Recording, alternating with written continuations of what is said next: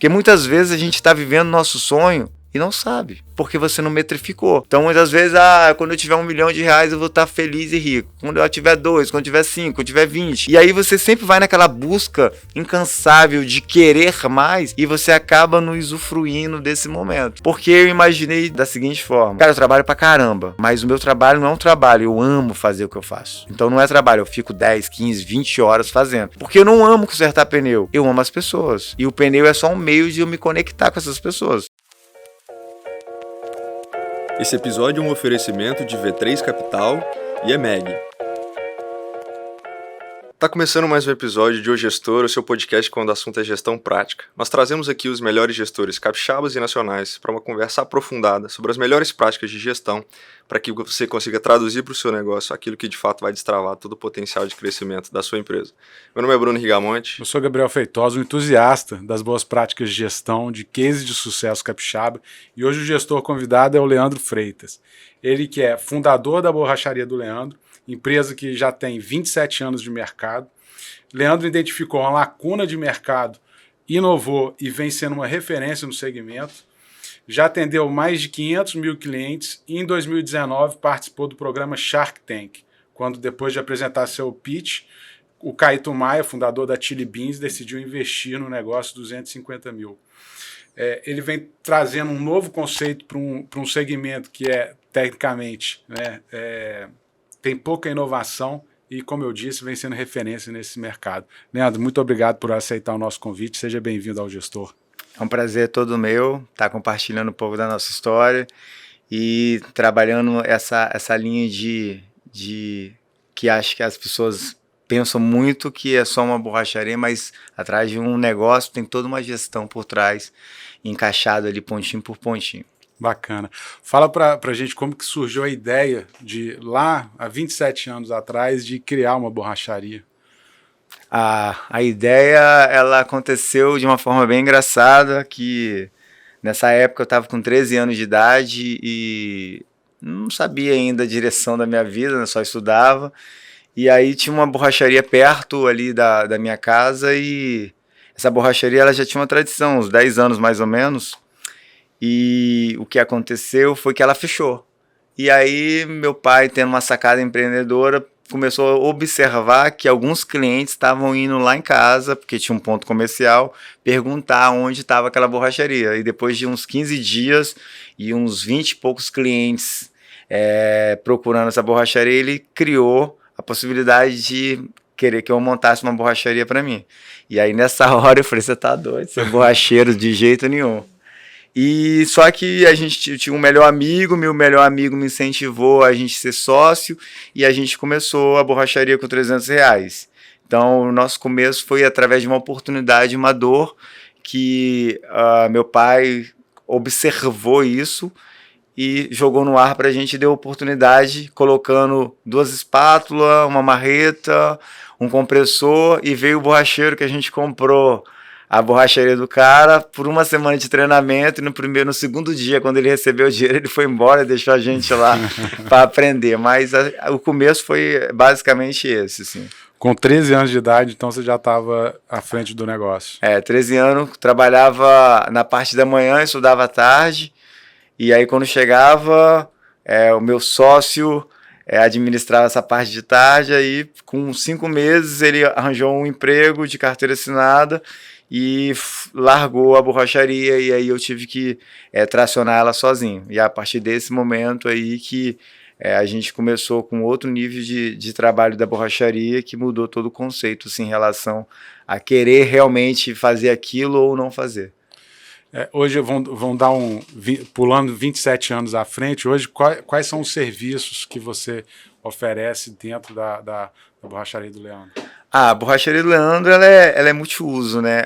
A gente traz o nosso cliente, primeiramente, através da primeira dor dele, que é um pneu furado, e aí depois a gente abre um leque para toda uma cartilha de serviço, como alinhamento, balanceamento, Nós somos especialistas em pintura e desenvolvimento de projetos para rosas, então nós pintamos, nós temos hoje o torno 3D aqui dentro do mercado, é um dos melhores do Brasil. Então a gente consegue trabalhar com toda a linha de um auto center, venda de pneus novos, então agrega serviço dentro disso, mas a gente sempre valoriza a primeira premissa, que é a borracharia. Eu imagino que esse contato, via de regra, quando alguém tem o pneu furado, é um momento muito frustrante, né? Talvez essa pessoa está indo para o trabalho, ou ela está indo viajar, ou ela está indo encontrar com alguma pessoa de algum compromisso, e acontece esse inesperado, né? Como é que é a abordagem de vocês quando esse cliente, de fato, ou esse potencial cliente chega até vocês para resolver um problema inicialmente, e o que você considera que foi de fato e tem sido o diferencial de vocês exatamente nessa abordagem com esse cliente? Boa pergunta. Eu acho que, assim, na minha opinião, Bruno, eu sempre trabalho pela dor. Então, a primeira abordagem do cliente é quando ele não conhece a borracharia, porque aqui dentro de Vitória acho que muitas pessoas conhecem, mas a pessoa que não conhece, ela vai primeiro procurar o Google. E aí o Google a gente vai estar lá em cima para fazer esse primeiro contato. O segundo contato é a gente, muitas vezes, o pneu fura e ou você não sabe trocar, ou você é de idade, ou você não quer trocar, ou você está sem tempo para trocar. Tem várias premissas nesse sentido. E aí a gente tem um serviço que é aquele serviço que vai até você para resolver o seu problema. Então, esse primeiro contato é o contato da dor. A gente tenta, na medida do possível, resolver ele de um jeito mais rápido, porque o primeiro momento é a dor da necessidade de trocar o pneu. E depois você começa a ter todo um relacionamento relacionado para essa experiência de um atendimento diferenciado. Perfeito. Leandro, para quem talvez os poucos que estão ouvindo e não conheçam, e fica imaginando uma borracharia daquela que tem uma banheira no meio você chega, né, toda uma garagem ali, tem uma banheira no meio e tal.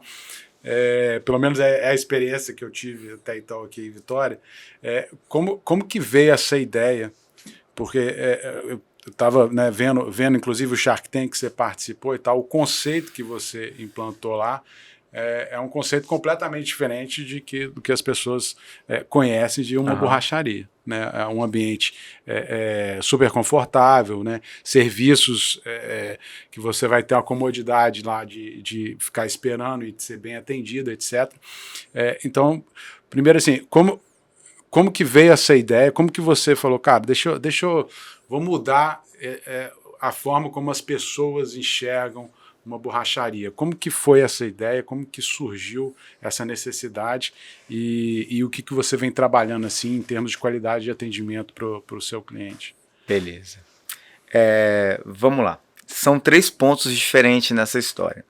Para a gente entender, a gente tem que somar os pontos, mas depois a gente contextualiza e soma eles. Mas a primeira ideia, ela veio através de um relacionamento que eu tive. E esse relacionamento era de 8 a 80, assim, a pessoa era muito rica e eu era muito pobre. E aí eu via muita riqueza e como essa pessoa que eu namorava, ela tinha um poder aquisitivo muito alto, todo familiar, todo em volta dela, era contra esse relacionamento. E aí, dentro de mim, veio uma vontade assim muito gigante de querer fazer uma coisa diferente. Acho que não sei se é para provar indiretamente. Isso foi uma vontade que aconteceu. Mas para somar os pontos, eu tinha chegado já a uma realização profissional. Eu já tinha tipo uns 10, 12 funcionários, a borracharia ela já rodava num movimento muito grande. E eu comecei a tá chegando em casa tipo 4 horas da tarde, indo trabalhar tipo às 10, tinha gerentes que fazia todo o trabalho e eu não estava trabalhando mais, quase mais. E aí eu achei que isso era o sucesso, a busca do sucesso. E aí eu comecei a ficar triste, chateado, magoado, e eu não sabia que aquela angústia que estava vindo dentro de mim, porque eu não tinha conta para pagar, eu estava financeiramente confortável. E aí o que foi acontecendo? Isso foi criando de uma forma avassaladora esse sentimento. E aí eu me peguei num dia e me fiz uma pergunta. E a pergunta que eu me fiz foi uma pergunta de 30 milhões de reais, que foi muito importante, que se eu tivesse 30 milhões de reais na minha conta, tendo uma rentabilidade X por mês, eu estaria fazendo a mesma coisa?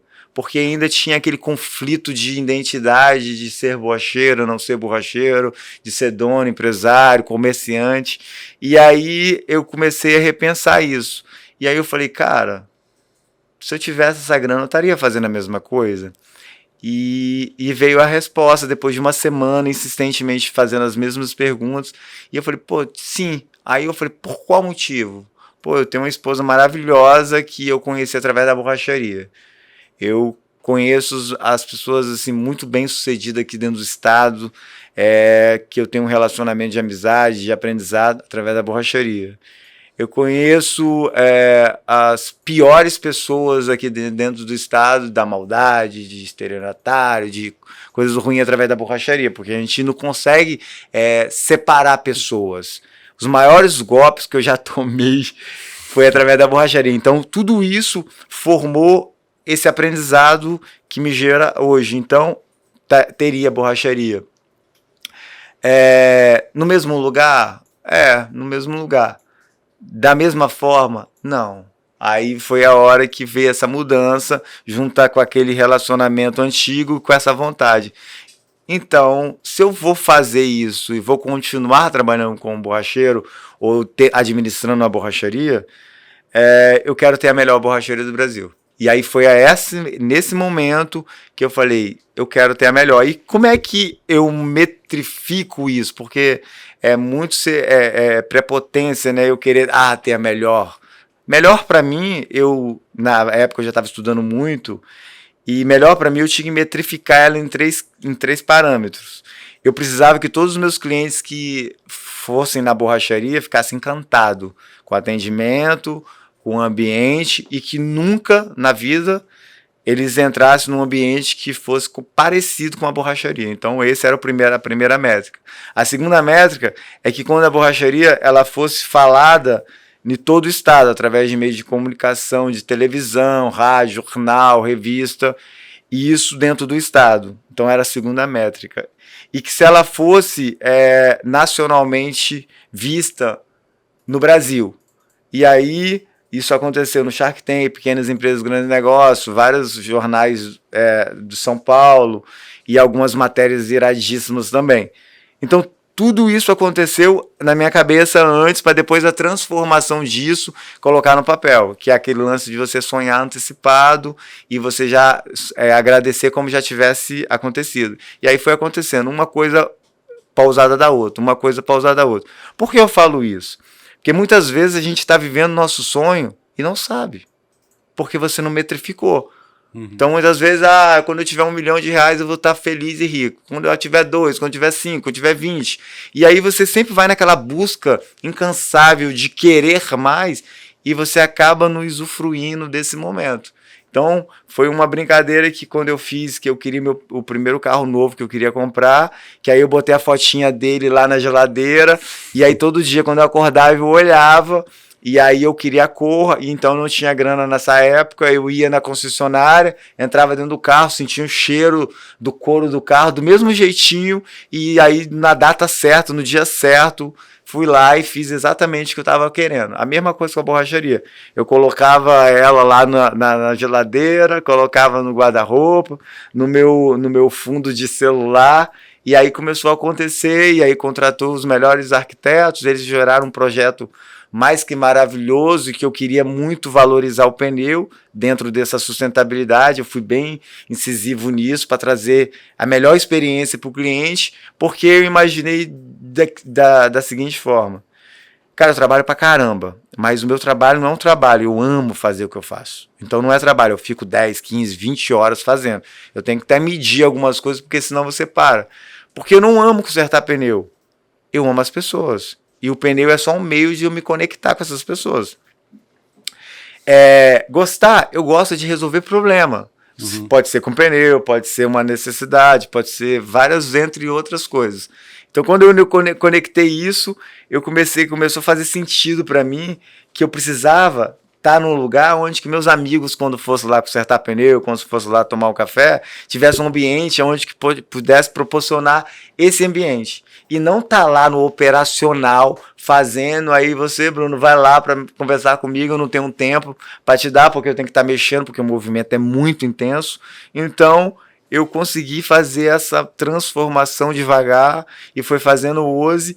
Hoje já eu mexo porque eu gosto, mas muito difícil eu lá. Eu prefiro percebendo toda a situação, potencializando os gerentes e os colaboradores ali para eles melhorarem nesse sentido, para eles fazerem o que eu faço também, que é replicar essa habilidade que eu estudei muito para chegar nesse nível, entendeu? Eu me lembro que quando a unidade de Vitória, por exemplo, estava passando por uma reforma, eu trabalhava num bairro próximo e acabava passando ali direto, né? E eu olhei e falei, poxa, cara, eu nunca vi uma borracharia desse jeito, né? E tinha, de fato, ali, tava sendo construída, a fachada estava sendo plenamente reformulada. E, ocasionalmente, num futuro que aí bem mais recente, eu acabava frequentando o shopping da unidade de Vila Velha, que eu morava em Vila Velha, então também vi a construção da unidade de Vila Velha. E eu queria entender como que foi esse processo, né? Você, de fato, idealizou, conseguiu envolver pessoas que acreditassem naquele projeto, que conseguissem traduzir do papel para, de fato, a realidade, aquilo que era a materialização do que você sonhou, idealizou para aquela unidade, mas como que foi esse processo de viabilização da unidade em termos financeiros, etc. E aí depois, como é que foi essa segunda etapa, né, de conseguir entender que para um projeto, de fato, crescer, ele precisa ter não só capital, mas precisa de ter pessoas que vão conseguir trazer um pouco mais de perspectiva, e aí depois a gente consegue entrar em algumas ações que você realizou, mas queria entender como é que foi esse primeiro passo ali. Cara, beleza, eu vou agora materializar isso aqui e como que eu vou executar de fato isso aqui. Como é que foi essa percepção das pessoas também? Essa percepção, Bruno, eu acho que eu comecei a entender depois de um tempo que as coisas acontecem de uma forma mais rápida a partir do momento que a gente começa a se conectar com as pessoas certas. E então eu comecei a buscar incessivamente estar com as pessoas certas ali para não ter trabalho dobrado. Então acho que essa primeira ideia da borracharia, ela foi uma experiência.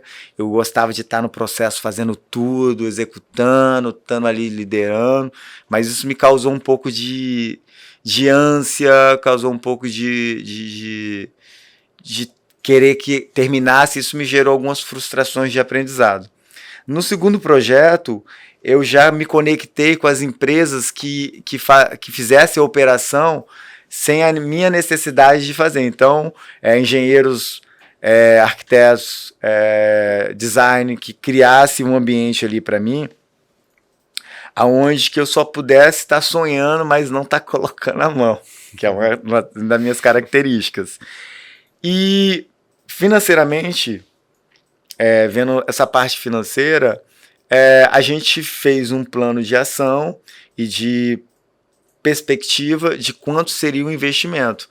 E aí essa parte, a minha esposa, ela entra de uma forma magnífica, que a gente trabalhou todas as linhas de todos os equipamentos, de custos, de tudo, e ainda colocamos isso numa empresa que ela fizesse todos os custos de viabilidade, de tempo, hora, que esse mundo eu não tinha vivido ainda. E aí, fazendo isso, foi menos dolorido.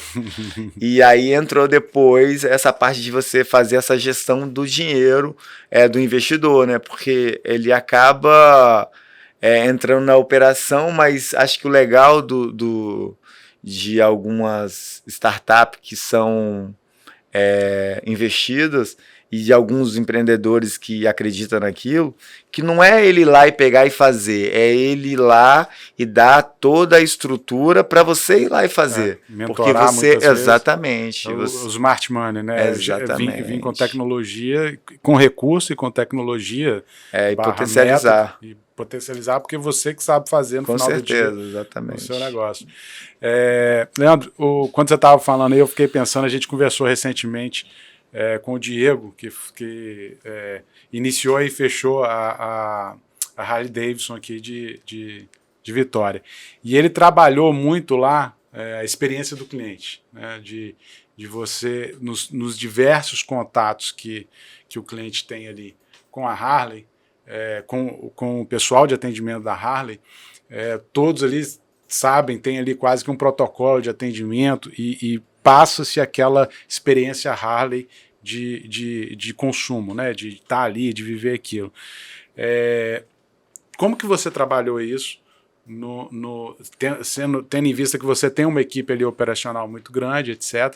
Como que você trabalhou essa cultura também de você passar porque isso não pode ser também uma ideia só sua, né? Eu tenho um atendimento aqui diferenciado, etc., mas chega na ponta, eu tô lá trocando meu pneu de alguma forma e o cara, e o seu mecânico me distrata, por exemplo. Com certeza. Né? Então, como que você levou esse pensamento, toda essa excelência que você transmite e que você pensa a borracharia do Leandro para toda a equipe? Eu até prestei bastante serviço para a Harley, ia lá fazer muito serviço para eles, era uma parceria muito bacana, por essa parte de você querer entregar muito. A parte de treinamento, se a gente falar que é perfeito, cara, a gente vai estar mentindo, porque sempre vai ter os lances de aprendizado, sempre. Porque pode ser perfeito agora, mas amanhã pode ter a pessoa que está de mau humor, pode ter acontecido alguma coisa dentro do ambiente familiar dela, mas o que a gente, assim, como cultura, eu tenho uma sensibilidade muito grande para com as pessoas, então percebo muito, muito rápido a minha percepção.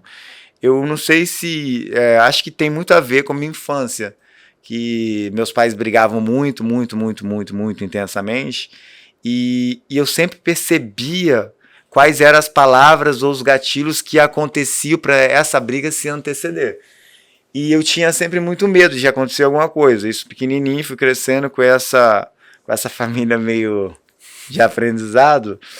E meus pais, na verdade, eles foram meus grandes aprendizados, porque tudo que eu não queria ser, eles eram, e eu sabia que isso era uma vantagem que eu tinha, porque eu acho que o Papai do Céu estava me treinando para me ter essa sensibilidade. Eu sempre achei o ponto positivo em cima de uma circunstância que me atrapalhasse. E aí, dentro disso, quando eu comecei a entender, fazer vários estudos, eu comecei a observar que eu sempre percebi qual era a dor do cliente. Então, primeiro você vai na borracharia para resolver uma dor. Aí, depois dessa dor, é o atendimento. Vou chamar você pelo nome, receber você da melhor forma possível, de uma forma educada. Depois que eu começar a dar o direcionamento para resolver seu problema, aí eu perceber se você está com pressa, se você não está, se você quer ficar em pé, se você não quer, se você quer café, se você quer água, mas não empurrando, de uma forma leve. Uhum. E aí eu chego para você e direciono isso. Para o meu funcionário, colocar essa cultura foi um pouco mais difícil, porque são várias personas diferentes. E aí, primeiro, eu comecei a treinar meu grupo de gerência. E aí, eles começaram a replicar. Mas como que eu fiz isso? Eu fiz na prática. Eu pegava eles, colocava do meu lado, fazia o atendimento, a pessoa ficava extremamente encantada com aquilo, dava muita validação. E a grande maioria das vezes ainda dava uma gorjeta massa e o cara via aquilo e ele falava assim, nossa... E aí, como a gente conseguia fazer isso através dos pequenos detalhes? É o cliente que acaba ali, você passa o pretinho no carro dele, se você pergunta se o pneu do step está calibrado. Então, sempre com perguntas. Perguntas e percepção, perceber se a pessoa ela é muito motorista ou ela não é tão motorista, se ela tem receio de dar ré ou não, e aí direcionar ela para um outro carro passar. Então esses pequenos detalhes, saber se ela está com a criança, se não, se está, oferecer um desenho para ela pintar, um ar-condicionado, se ela quer um ar, se não quer, se quer café com açúcar ou sem. Esses pequenos detalhes que a pessoa começa a perceber que você está fazendo algo diferente. E aí, entrar isso como cultura, é só você começar a replicar, e as pessoas que não estão fazendo, você chamar, explicar qual é o valor da sua empresa, o que isso representa para você, e dentro disso você conseguir que essa pessoa faça parte. E muitas vezes não vai fazer parte. Aí você tem que escolher de uma forma mais rápida a oportunidade dessa pessoa buscar outro trabalho, outro tipo de situação onde que ela vai conseguir replicar aquele modelo que ela acha que é certo, e a outra pessoa vai se sentir confortável com aquilo, porque senão ele pode realmente estragar toda uma estrutura. Eu falo que é sempre 360, né? Não adianta eu vir com você, te encantar, resolver seu problema, aí na hora de pagar a secretária tá lá puta, e aí te trata mal, a percepção é diferente. Isso, e a gente tem vários feedbacks lá da borracharia que já várias vezes aconteceu isso. Então eu pego esses aprendizados, a gente entra com um grupo de estudo, faz reuniões e bate em cima daquela tecla ali para a gente tentar acertar da próxima, naquele sentido ali, entendeu? Uma coisa que eu fico pensando muito, e aí vamos pegar alguns exemplos, né? O Gabriel citou o caso do Diego, que tinha aqui a Harley Davidson em Vitória, que ele trabalhou muito a experiência do cliente. Mas a gente tem outros casos a nível Brasil, por exemplo, o Nubank. O Nubank, quando eles criaram a empresa, eles tinham ali um modelo de muita proximidade dos atendentes, né? De fato, aquele setor de customer experience, né? De trabalhar a experiência do cliente ou do sucesso do cliente. Quais que são as características do seu atendimento que vão fazer com que aquele cliente de fato perceba que ele está sendo bem atendido ou às vezes mais bem atendido do que o que ele recebe de nível de serviço em relação à concorrência. Só que ao mesmo tempo, quando você ganha uma escala, e pegando o próprio caso do Nubank, quando você ganha uma escala, aquilo que você tem talvez ali de proximidade, capacidade de ter pontos de contato em diferentes situações, de dar muita atenção para esse cliente, não necessariamente você consegue sustentar no mesmo nível inicial e não necessariamente você tem um reflexo em aumento de receita pelo nível de experiência que você acaba querendo oferecer para o seu cliente. Em alguns casos sim, em alguns casos não. O que eu queria entender de você é, com essa perspectiva de abordagem do cliente, com essa virada de chave que você deu em relação ao modelo de serviço, à recepção que você tem, como é que você enxerga que isso se traduz em resultado positivo para o negócio? Perfeito. Tudo isso que eu falei de uma forma muito rápida. Só que a gente já trabalha de gravata e de branco. Então isso já é a percepção do cliente. Não preciso fazer nada, já está criando uma experiência. A gente já trabalha num ambiente limpo e organizado. Então isso é a segunda percepção de um cliente, que eu posso escalar isso à vontade. A gente consegue fazer toda essa experiência do cliente, da jornada do cliente lá na borracharia, de forma... É como se você entendesse, assim, você deu essa experiência do Nubank, mas é como se você colocasse tudo isso de uma forma já orquestrada. Então a borracharia já é bonita, ela já tem um valor agregado, ela já tem o operacional que vai estar ali resolvendo o seu problema, que a gente vai resolver a dor. De qualquer empresa, primeiro você resolve a dor. Então se o cara vai investir, qual é a dor dele? Capitalizar, ter rendimento em cima de alguma coisa. Ou então pegar esse dinheiro e investir em alguma coisa que vai ter pelo menos uma rentabilidade que seja aceitável. Então resolve a dor. E depois você vem fazendo a experiência. A entrega, por exemplo. Eu faço investimento numa corretora. Aí a minha corretora, o meu corretor, ele me passa semanalmente esse relatório. Mas de vez em quando ele me liga, me dá todo o feedback. E aí ele se aproxima de mim. E aí eu me sinto mais íntimo de compartilhar algumas coisas mais íntimas. Então a borracharia, ela trabalha na mesma linha. Primeiro o resolvador, depois eu levo a experiência, depois eu levo porque qual é a primeira percepção que você tem de um borracheiro?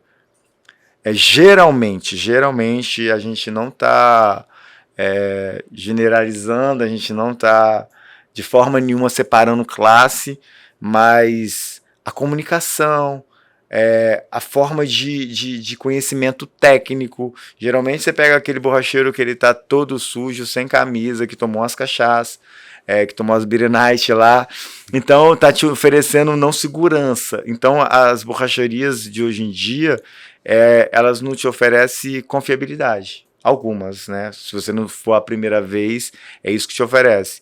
E na borracharia do Leandro é diferente. A gente sempre, de uma forma bem simples e ampla, eu consigo explicar para uma senhorinha de 80 anos uma metodologia que podia ser complexa de uma forma bem simples. Então é isso que a gente tenta colocar e treinar os colaboradores de relacionamentos. E aí esses colaboradores, eles replicam para os outros e assim sucessivamente, entendeu? Você colocou aí um pouco do perfil, de como a pessoa enxerga o borracheiro. Depois que você fez esse movimento de lançar né, a borracharia do Leandro, como que foi a percepção do mercado com relação ao movimento que você estava fazendo? E como que, não só no mercado capixaba, mas como que o mercado nacional olhou para o que você estava fazendo?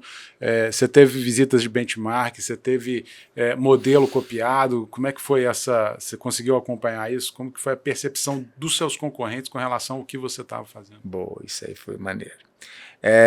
A gente teve modelo melhorado, tivemos também aí várias pessoas marcando, vindo até a gente para compartilhar mesmo a percepção de valor. A gente conseguiu aumentar bastante o nosso faturamento. Conseguimos também empoderamento da mulherada. Mulherada vai na borracharia em peso, sim, tipo 40%, 50% do meu movimento é mulheres. Então, por quê? Porque hoje em dia a minha percepção de homem e mulher é o seguinte: a gente precisa só trabalhar e fazer mais algumas pequenas coisas. A mulher, ela precisa, assim, não necessariamente, né, mas uma grande parte. Precisa trabalhar, cuidar da família, cuidar dos maridos, cuidar de casa, resolver problemas. E cada dia mais elas estão mais independentes. Mas como ela vai consertar um pneu numa borracharia que não oferece no mínimo de segurança? A partir do momento que a gente entrega a segurança para elas, elas fazem. Elas vão lá, resolvem tudo, botam o computadorzinho lá, estão trabalhando lá no escritório, resolvendo o problema.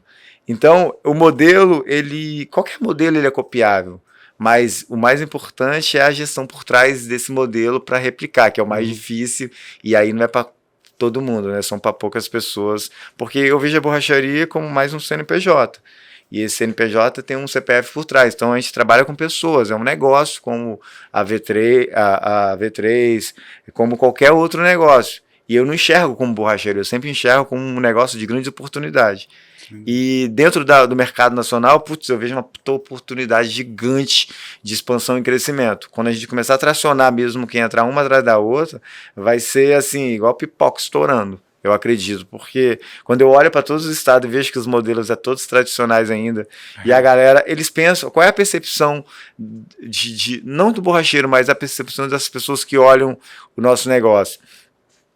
É que se eu montar uma borracharia raiz, bem raiz mesmo, que eu vou trabalhar de chinelinha havaiana, sem camisa, todo sujo, frisando pneu, fazendo esse tipo de situação, é que tipo assim, o seu pneu furou, você vai ter que levar lá. Então eu não preciso entregar nada mais para você ir lá. Mas eu não penso dessa forma. Eu penso num relacionamento futuro. Então eu conserto agora, mas se eu tiver a oportunidade de te encantar, você vai compartilhar da sua história, que foi uma dor e a gente tirou essa dor e colocamos um pouquinho de alegria, um pouquinho de diferenciação, um pouquinho de rapidez, e aí você que era uma dor, você pelo menos se tornou um pouco mais feliz naquele momento, e aí, baseado na sua felicidade, você começa a compartilhar isso com sua rede de relacionamento, e aí a sua rede de relacionamento começa a conhecer nosso negócio, e assim sucessivamente vai só crescendo e expandindo. Eu queria emendar numa outra pergunta que tem a ver com o que você está respondendo, que eu estava vendo seu Shark Tank ontem, e aí você foi perguntado sobre uma composição de preço, e aí, se eu não me engano, furo de pneu, e aí você falou que custo, é claro que isso há alguns anos, então eu sei que isso mudou, né? Não é o preço que você está praticando hoje, mas a um custo de R$5 você estava cobrando um serviço de 20. E se eu não me engano também, à época você falou que investiu em torno de 80 mil na reforma da loja. A minha pergunta é no seguinte sentido: como que você agregou valor dentro do seu serviço? Porque um investimento, se você for olhar para o payback, né, de um investimento de 80 mil reais com os serviços de 20 reais, você vai ter que ter uma fila enorme de clientes, um volume muito grande de clientes, e você foi justamente diferenciando e gerando valor. Então, como que você gerenciou essa geração de valor para que o negócio fosse rentável e pudesse justamente abarcar todo esse serviço que você tem nele hoje? Né? Boa. Tipo assim, quando eu fui lá no Shark Tank, a gente usou da seguinte estratégia. A gente tinha mais ou menos um retorno aí de 3 meses para você estudar, você fazer o que você quisesse, se preparar para ir, né? E aí eu falei para minha mulher, falei, Luana, a gente, pelo menos eu vou estudar o básico aqui, que eu não entendo nada de franquia, não entendo nada disso. Eu entendo que o meu negócio ele funciona, traciona, já é um sucesso. Eu me imaginei de um ponto, tô nesse ponto. E então, tudo que eu souber, eu vou falar, e tudo que eu não souber, eu não vou falar e vou compartilhar, porque eu vim ali para aprender. E acho que foi melhor porque, como vocês entendem de capital, entendem disso, se eu chegar aqui e falar 3 ou 4 coisinhas, vocês dentro dessa coisinha faz 2 perguntinhas e falam, ih, é superficial. Olhou no Google ali, vai interceder rapidamente.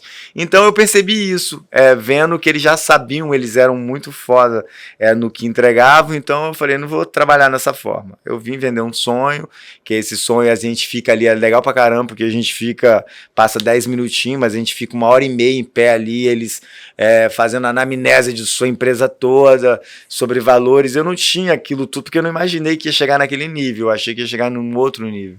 Mas foi dentro da medida do possível, a gente respondeu aí quase 85% das perguntas, e eu entendo também que ali é um jogo. E é o jogo do quê? Existe uma emissora que precisa vender uma ideia, existe os sharks ali que estão ali na busca dos unicórnios, das boas oportunidades. Então eles colocam o que mais vende. E aí eu falei, tá tudo bem, tô no jogo, e isso aí faz parte. Aí voltando à sua pergunta, você falou que... repete. Os serviços, por exemplo, os serviços de baixo custo, se você, com o investimento que você faz de 80 mil, ou qualquer investimento que seja, né, em tempo, corrigindo a inflação aí, você vai ter que vender, ou vai ter que vender muito, ou vai ter que vender num valor maior. Né? Agregar valor, né? Como que você gerenciou isso? Cara, acho que primeiro foi acho que quando eu tava com 18 anos, mais ou menos, 18, 19, apareceu um cliente lá na borracharia, e eu falo que a minha vida ela é feita de aprendizados. E apareceu um cliente lá, e aí eu tirei o pneu dele, olhei tudo, botei macaco, enchi no compressor, examinei ali, fiquei ali uns 10, 15 minutos testando o pneu, e aí não tinha nada. Nada, exatamente nada. Olhei de um lado, olhei do outro, não tinha nada. E aí eu coloquei no carro dele e falei assim, aí ele, quanto que é, amigo? Eu falei, não foi nada não tinha nada. Aí ele parou, entrou no carro, voltou e saiu do carro e falou assim, Leandro, quanto custa um remendo? Aí eu falei, sei lá, R$3 o custo de um remendinho. E por que você vende por X valor? Aí eu falei, porque é minha mão de obra. Aí ele falou, exatamente isso. O que você fez? Que você não achou o remendo, o furo, mas você não enfiou o macaco? Você não usou energia?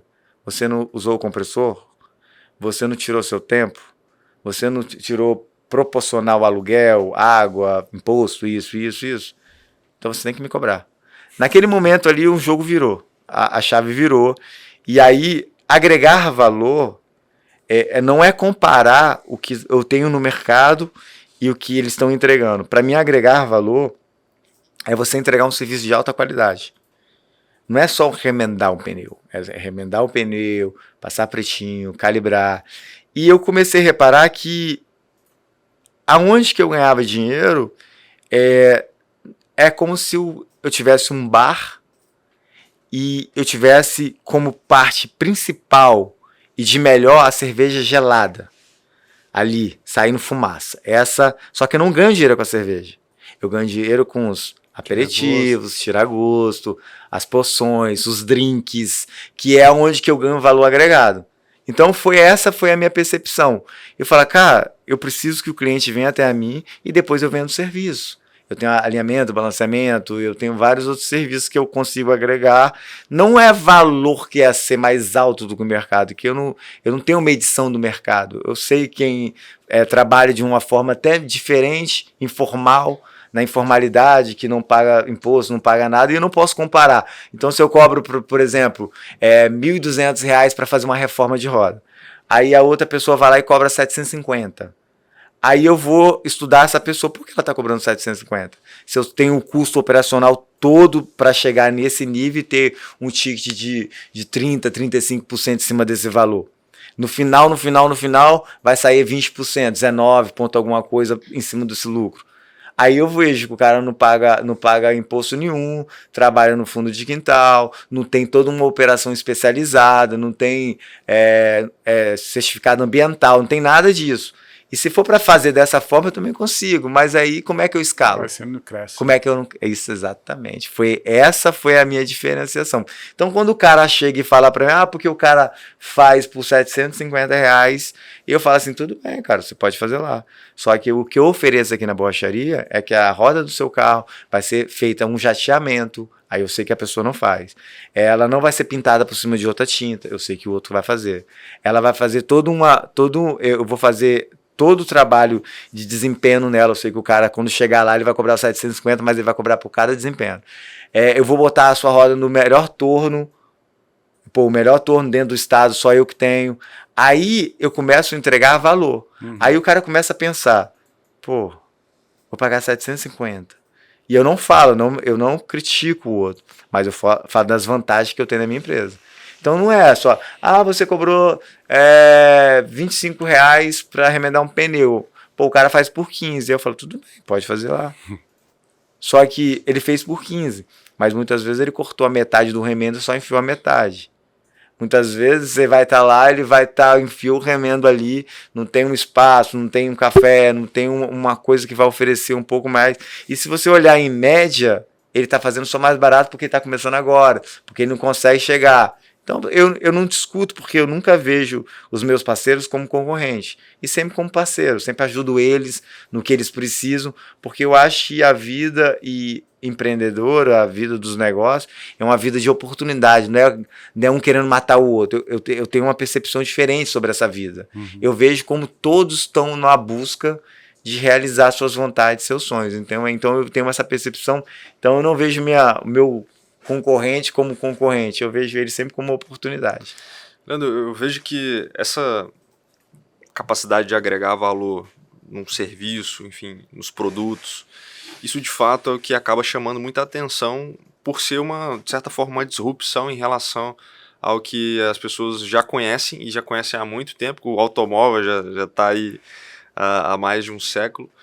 E acho que essa capacidade de olhar para um setor e ver como que é possível inovar, e aí inovar não é algo que você vai trazer um extraterrestre e vai ter a capacidade de pensar, poxa, como é que eu posso melhorar um processo, melhorar um atendimento, melhorar a minha gestão de custo, ter a capacidade de colocar uma marca forte, que seja identificável, que as pessoas consigam identificar isso onde quer que elas estejam.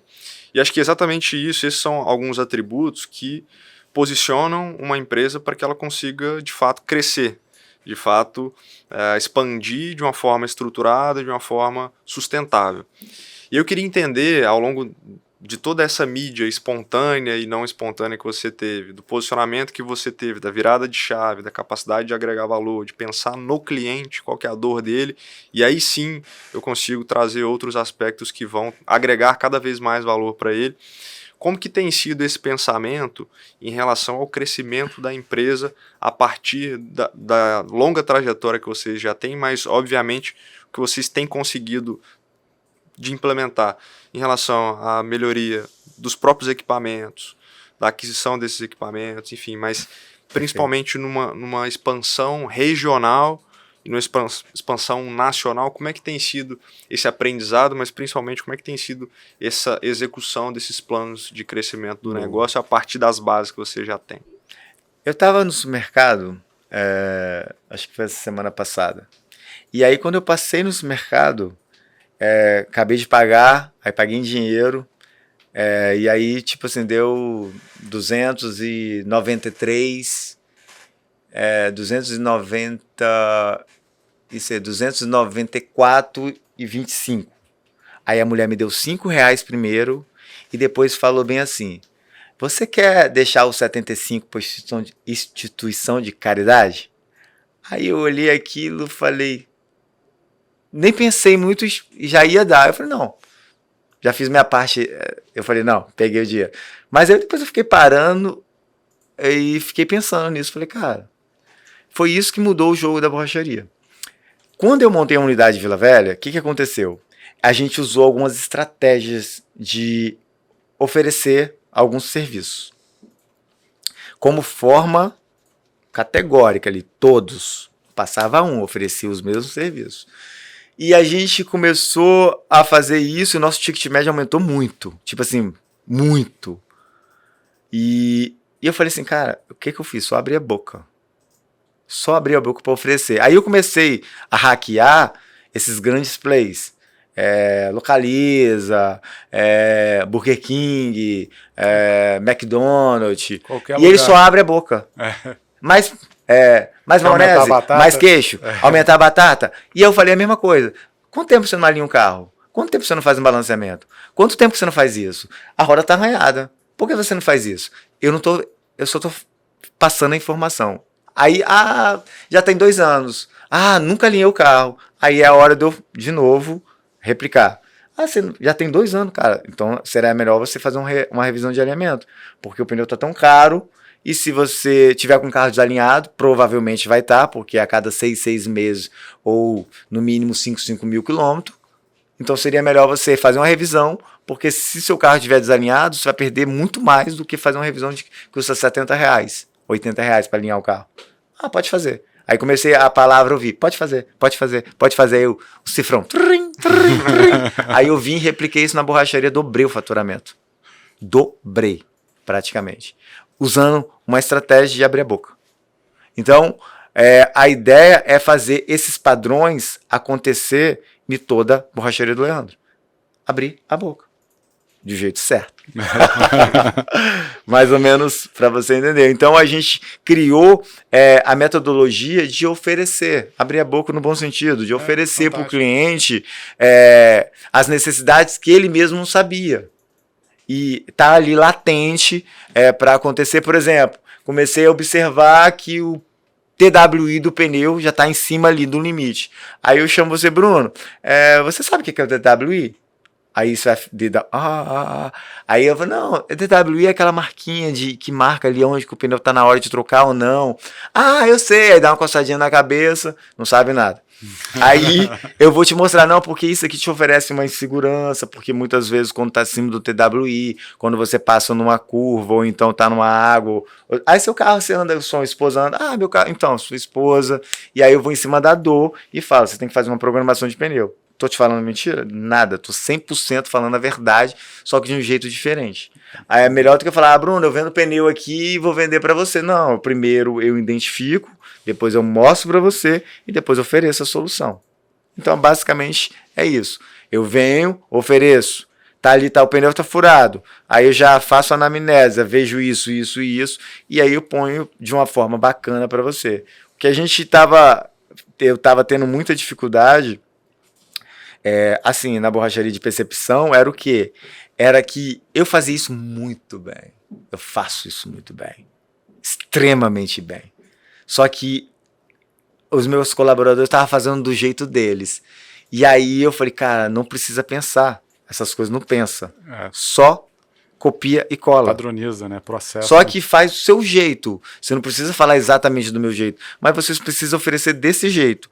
E aí foi a grande sacada que eu comecei a mostrar para eles como dava certo. E aí, dentro de mostrar para eles como estava dando certo, eles começaram a replicar. E aí começaram eles mesmos fazerem. E aí isso foi assim mágico para mim, que eu ficava antigamente, eu ficava com aquela sensação de tipo assim, nossa, eu vim para cá, aumentei 30% o faturamento da minha empresa.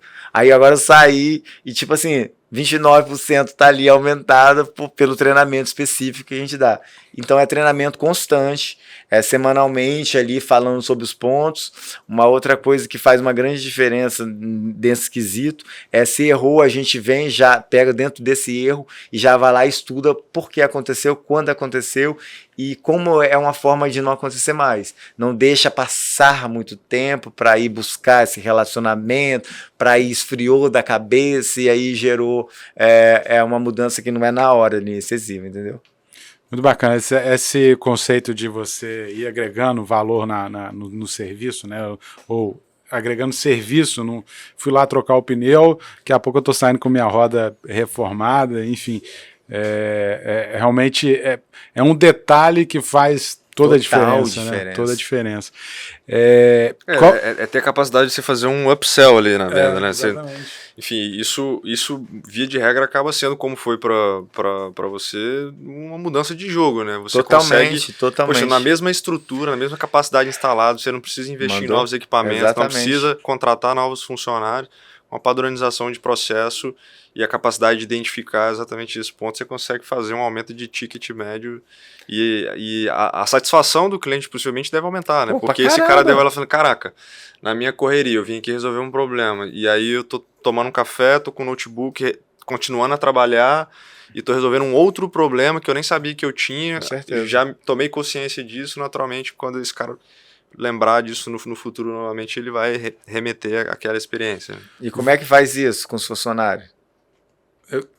Eu ia te perguntar justamente isso. Você tem gatilhos de remuneração financeira? Com certeza, a gente tem que descobrir o que o cara ele se sente mais feliz, né? Qual que é a dor dele? Qual é a dor dele? Muitas vezes a gente, dentro da dor, tem um livro muito legal que é A 5 Linguagens do Amor.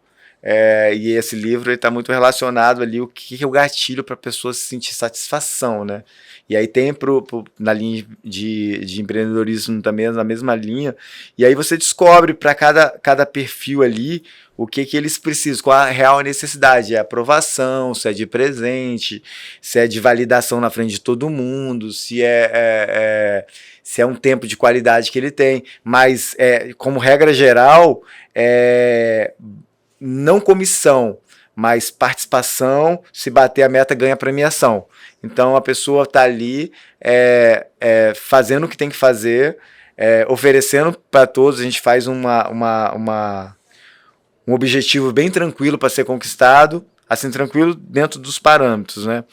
E eles têm premiações, então bateu, tem as premiações. Então a gente olha a borracharia como um negócio assim, muito rodável, muito sustentável, porque bacana. A gente consegue também, se não tiver esse incentivo, a pessoa pensa, por que eu vou ter que trabalhar mais? Por que eu vou precisar fazer uma coisa que eu podia eliminar agora? Então, a pessoa também tem que ter um interesse de um ganho em alguma coisa também. Então, a gente replica isso e compartilha do nosso lucro, compartilhando com eles pelo sucesso que eles tiveram em aperfeiçoamento, comunicação, habilidade de lidar com problemas. Então, a gente começa a entender que é potencializar realmente eles. Porque se a gente potencializa eles, a gente consegue fazer isso replicável. É muito replicável. Antigamente, como é que eu vou replicar mão de obra, prestação de serviço? Era um pouco mais difícil entrar na minha cabeça no começo lá.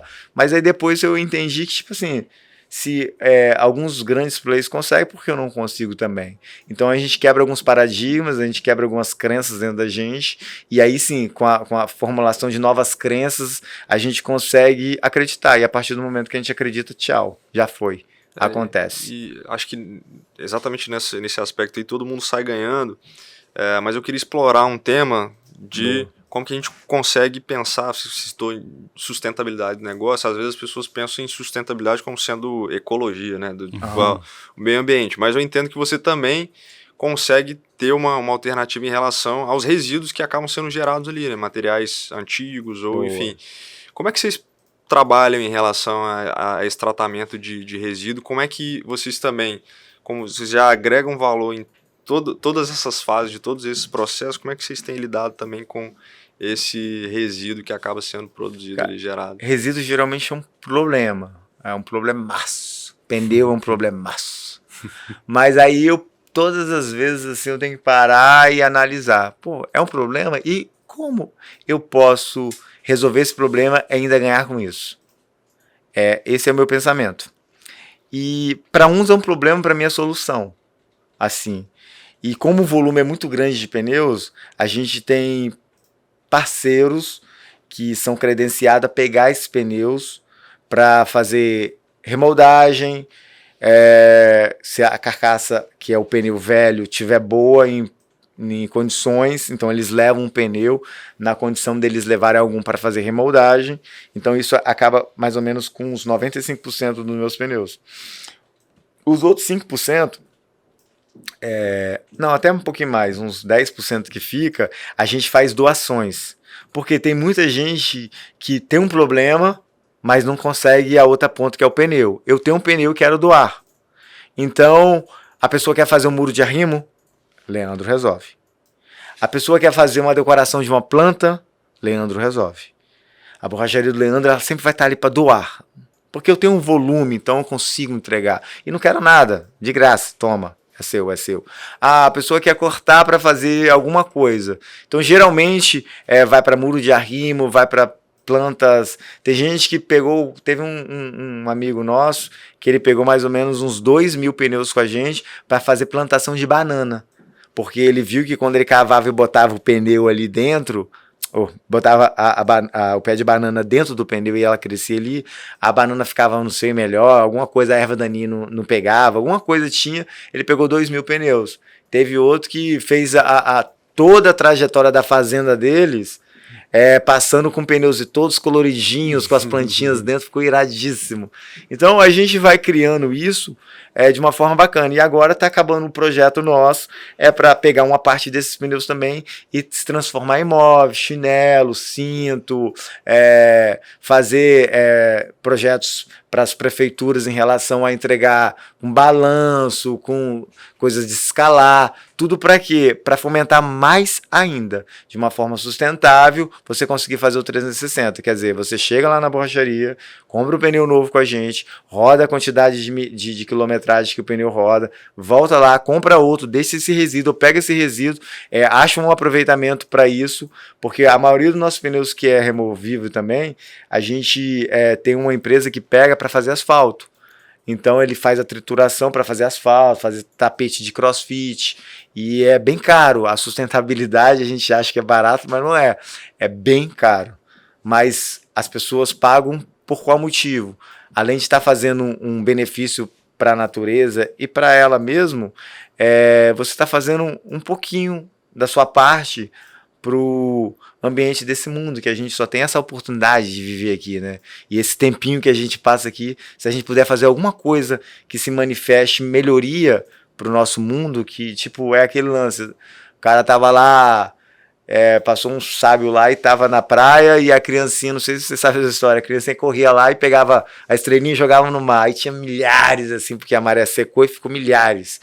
E aí o cara falou, pô, mas por que você tá fazendo isso? Milhares aqui, e você não vai resolver nada. Aí ele pegou uma na mão assim e falou assim, mas para essa aqui eu vou resolver.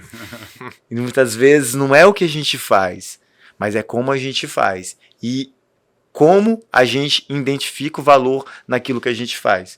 Quando eu identifiquei que ser um borracheiro diferenciado seria o diferencial, eu comecei a acreditar nisso. E não foi fácil a trajetória, né? Porque várias vezes que eu ia trabalhar de gravata ali, todo de branquinho, ninguém me ridicularizava, riam de mim, falava que eu ia estar todo preto, e eu realmente ficava sujo de vez em quando ainda, porque eu tinha que primeiro mudar a mente, para depois mudar todo o sentido do meu negócio. Alguns funcionários teve que ser mandados embora porque falou que não ia usar de jeito nenhum, e tá tudo bem, porque muitas vezes quando a gente começa uma loucura, são poucos doidos que acompanham essa loucura, mas a partir do momento que ela começa a dar certo, aí a gente já não é mais doido, a gente é diferencial, fora da caixa, e aí vários slogans que a galera coloca, isso que é legal. Ô Leandro, teve no início você falou sobre a questão das metas, né, às vezes as metas até pessoais, de você estar sempre perseguindo, quero quando eu tiver 1 milhão, quando eu tiver 5, e você, né, tá sempre ali nunca satisfeito, nunca vivendo o momento da conquista. E se eu me recordo bem, você falou de métricas, de metas que você já alcançou. Você falou, eu quero ter o reconhecimento nacional. Eu vi um dos vídeos que deve estar disponível lá, tem, cara, 1 milhão de views. Você já saiu em noticiários diversos nacionais, você está indo para a 3ª unidade, não é isso? E com potencial, a gente estava conversando antes aqui, de escalar isso. Então a minha pergunta é a seguinte, superado as metas e já gozado dessa felicidade de ter alcançado esses resultados, né, o que você tem, o que te motiva como meta agora para seguir nessa caminhada e nessa jornada? Assim, a coisa mais legal da minha vida foi quando eu entendi que, voltando um pouquinho mais, vamos lá. O que acontece? Quando eu falei para vocês que eu tenho na borracharia uma grande oportunidade de conhecer pessoas maravilhosas, muito bem financeiramente, eu também, voltando um gatilho da percepção das brigas lá dos meus pais, que eu tinha que observar aquilo, e aí eu observo muito rápido no cliente os gatilhos que, ou não, eu quero, ou sim, ou não, eu comecei a observar que muitos milionários que iam na borracharia não eram felizes. E aí eu comecei a perceber algumas coisas, que a felicidade não estava entrelaçada com dinheiro, e que a felicidade são pequenos momentos de alegria. E dentro desses pequenos momentos de alegria, o processo, para mim, Leandro, era o mais gostoso. Então, o processo, para mim, é o mais gostoso. Então, eu acabei essas metas, que eram meus objetivos. E aí, qual é o meu objetivo agora? É criar a borrachariazinha do Leandro em toda a capital, todo o estado do Brasil. E replicar isso no modelo de 300 lojas. Essa é a minha meta em 10 anos. Eu quero replicar o meu negócio para toda a capital, nem para todo estado. Vou falar capital porque a borracharia do Leandro se encaixa em qualquer modelo com uma quantidade X de habitantes. Então, capital, estou só falando de um jeito só para ego. Não. O nome do ego, né? Mas num bom sentido. Então, criar isso, mas ao mesmo tempo, tá vivendo, curtindo, aproveitando, porque a hora que eu estiver lá, eu não deixei várias coisas para trás para chegar lá, porque eu percebi que isso é um dos erros que muita gente faz. Quando eu tiver com 40 eu vou me aposentar, quando eu tiver com 50 eu vou me aposentar, mas aí eu vou me fuder até chegar lá, e aí tipo assim, você perdeu uma parte da sua vida para tentar usufruir lá na frente, não faz sentido. Não faz sentido. Então eu vivo hoje, aproveitando hoje, tô aqui com vocês, tô dando o meu melhor hoje, que tô feliz pra caramba, tô compartilhando pra caramba. Aí sair daqui, eu vou ter essa sensação, pô, será que foi legal? Não foi, mas eu dei o meu melhor. Então eu sempre vou estar dando o meu melhor nas minhas coisas. E curtindo, sabe? Não sofrendo por antecipação, se der, se não der, se acontecer. Não, se não acontecer, tá lindo. Tô vivendo a melhor fase da minha vida, porque é hoje. Amanhã eu não sei, amanhã eu só olho para trás e falo, cara, eu fiz isso, hoje eu não faria. E tendo perspectiva do futuro. Mas não metrificando de não aproveitar. Eu tô aproveitando a vida. Aproveito minha filha, aproveito minha filha agora que tá com 9 meses, aproveito minha mulher, aproveito os momentos, treino todo dia o triatlo. Só que eu preciso estar sempre medindo. Lembra que eu sempre tenho que estar medindo? Então no triatlo eu quero ser campeão de alguma coisa. Nesse ano eu quero ser campeão capixaba de triatlo na minha categoria. Então eu quero correr melhor. Eu quero isso, eu quero aquilo. Mas dentro disso tem um estudo de viabilidade. Pô, eu quero correr melhor, mas o que eu preciso fazer para correr melhor? Saiu aquele tênis Vaporfly da Nike, R$ 1.800. Rapaz, então é ele que vai fazer correr 5% mais? Mas por que ele me faz correr 5%? Porque ele me projeta o corpo melhor. Então se eu projetar o corpo melhor a partir de agora, sem ter ele, será que eu vou ganhar uns 3 ou 4% a mais? Então ele só funciona com a galera que tem um peso X. E se eu tiver um peso Y? E se eu emagrecer, vai ter um melhor resultado? Então eu sempre tento aprender com as pessoas que sabem. Essa é a modelagem que eles falam. Eu sempre encosto das pessoas que sabem, e eu não tenho esse lance de esponja que a galera fala, eu sou uma esponja que eu absorvo. Não, eu absorvo a melhor essência dessa pessoa. Se eu for falar de investimento, eu vou falar do que vai me interessar. E dentro do que vai me interessar, eu vou estudar aquilo. E dentro do que eu vou estudar aquilo, eu vou ver para onde eu vou ir. E aí, dentro disso, eu vou pegar assessoria. Pô, você faz melhor do que eu. E eu tenho humildade de reconhecer isso 100%. Não tenho esse não de ego, mano. Faz melhor? Tudo bem, o que você faz de melhor? Como que você pode me ajudar? O que eu posso fazer junto? E aí os resultados começam a acontecer. Então essa que para mim é o meu pensamento. De ter vários sonhos, vários legais. Mas, aproveitar o momento, curtir essa jornada. Porque eu vejo um monte de gente que tem muita coisa e não sabe, assim, não é que não sabe. Essa palavra também vou trocar agora. Que tem uma visão de vida diferente e acaba não usufruindo. E aí como é que eu falo que não sabe? É porque quando ela vê um Leandro da vida alegre, ela tendo 100 vezes mais 200 e não é tão feliz, ela fica repensando, será que eu fiz ou não fiz? Será que eu deixei de fazer ou não? E aí eu percebo que a minha companhia é agradável para ela. E aí, quando eu percebo isso, eu percebo uma coisa super interessante. Eu falo assim, não é o valor que você tem. Porque muitas vezes você tem um status muito grande e aí você fica baseado naquilo. Não, eu quero conhecer você como essência, mano. Lá é essência. Tira dinheiro, tira status, tira poder, tira isso. E o que fica? Aí eu quero saber se fica uma pessoa bacana, humilde, que fica uma pessoa que gosta de um relacionamento, que entrega, que passa do lado de uma pessoa, oferece alguma coisa, ou então ajuda aquela pessoa que tem um coração gigante. Aí pronto, se ela tem isso, o resto é só bônus.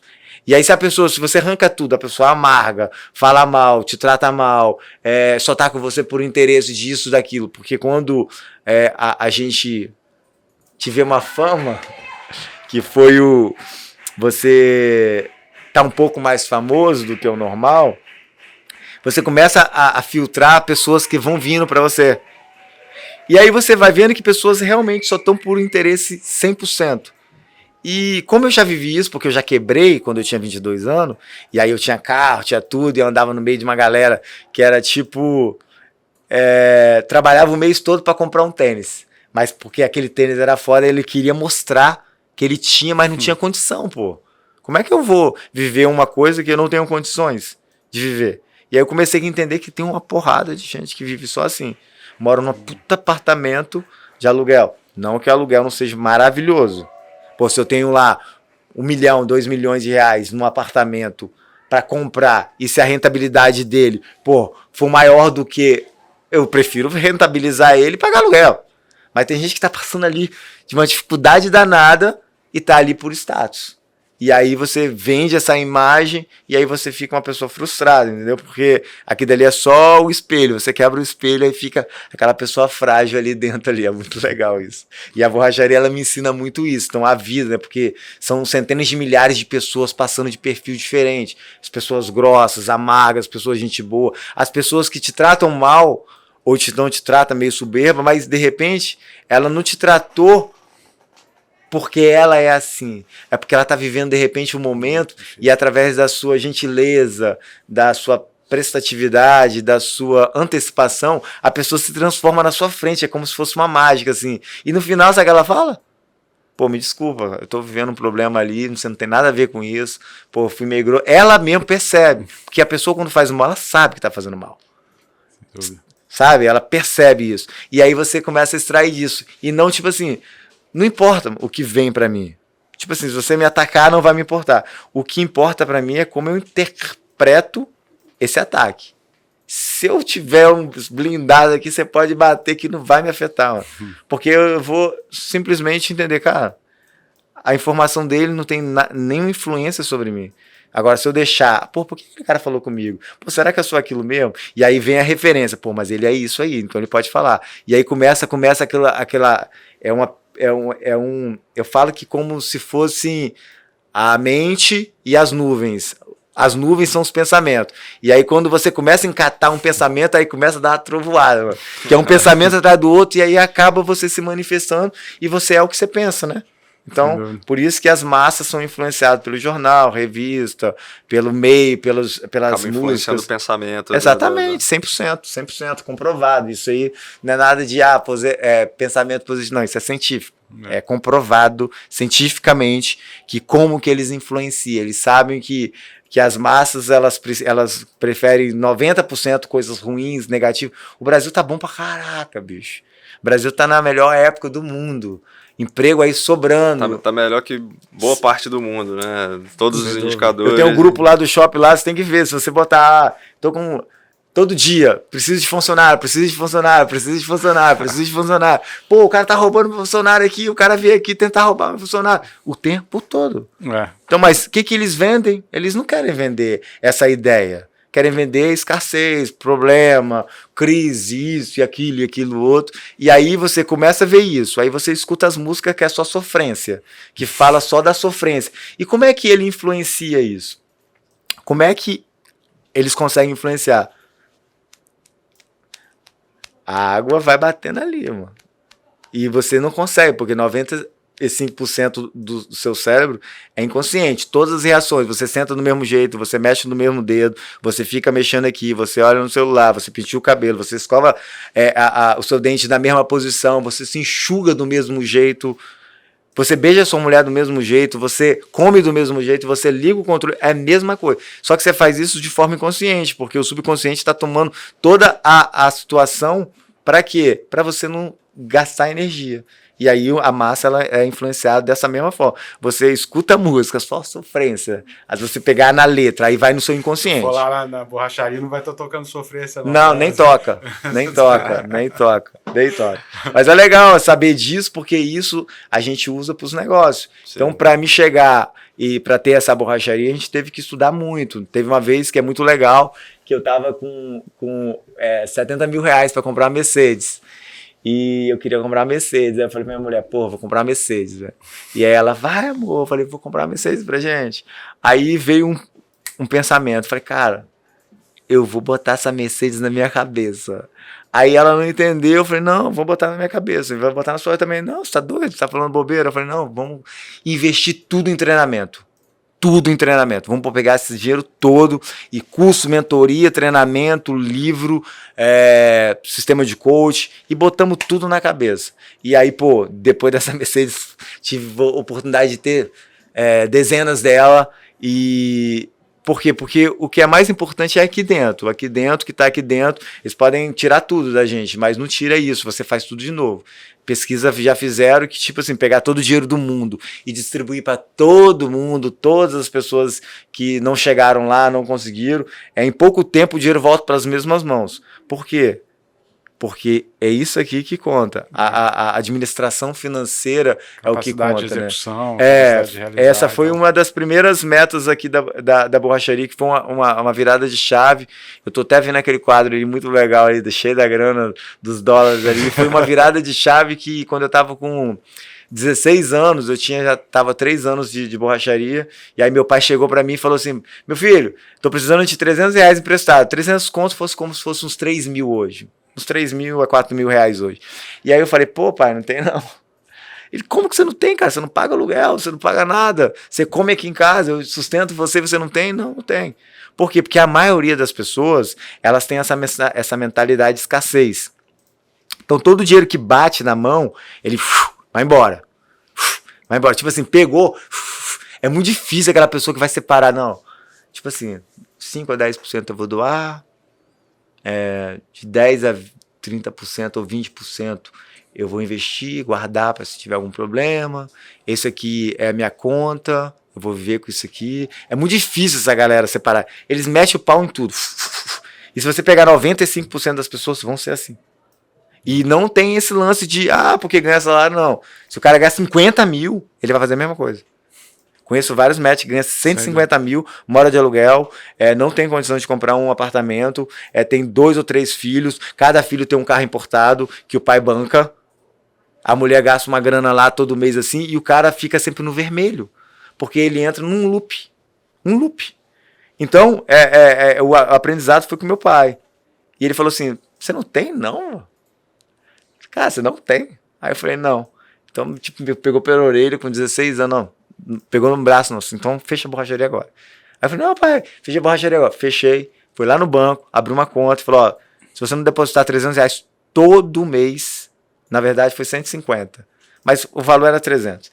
Se você não depositar R$300 todo mês aqui, você vai ter que me pagar R$300 todo mês. Aí eu falei assim, só que ele falou assim, mas cria uma meta. Porque se você não criar meta, o seu dinheiro não tem significado nenhum. Aí eu olhei aquilo e ali eu aprendi a juntar dinheiro. E aí quando a gente pega exatamente tentando fazer um resumo da nossa conversa, né? A gente daria para conversar aqui muito tempo, mas infelizmente a gente tem que chegar mais para um encerramento. Mas eu entendo que é muito dessa inquietude, né? Inquietude, por exemplo, é um dos valores da V3. Tá lá escrito, inquietude. E a gente entende que é exatamente essa necessidade de buscar a transformação, de entender quais que são os gatilhos que vão fazer com que você consiga atingir os resultados que você está buscando e traçar ali um plano de execução para que de fato consiga fazer aquilo rodar, né? Olhando a sua trajetória, cara, assim, de antemão eu já gostaria de te agradecer. Certamente a gente vai conseguir extrair muitos insights aqui da nossa conversa. E, enfim, acho que a gente consegue ter uma linha muito forte de como que é possível sim pensar em negócios de uma forma mais leve, pensando o foco no cliente, tendo a capacidade de primeiro se transformar, pensar em você como indivíduo e a partir da sua transformação, naturalmente, como você consegue externalizar isso. Queria te agradecer, cara, pela participação, foi muito enriquecedor essa nossa conversa aqui e é isso. Tamo junto. Boa. É um prazer estar aqui com vocês. Mais uma vez aí, reforçando, muito obrigado, sucesso. Nós vamos acompanhar esses 300 lojas aí em cada um dos estados aí, começando por cada um dos, abrindo uma loja em cada um dos estados. Parabéns pela sua história, muito bacana como que você inova a partir de um business que pode, né, que muita gente pode olhar e falar, cara, como que vai inovar? Você respondeu muito como aí e sucesso na jornada. Tamo junto. Prazer imenso. Bom, a gente vai ficando por aqui. Um abraço e até a próxima. Valeu.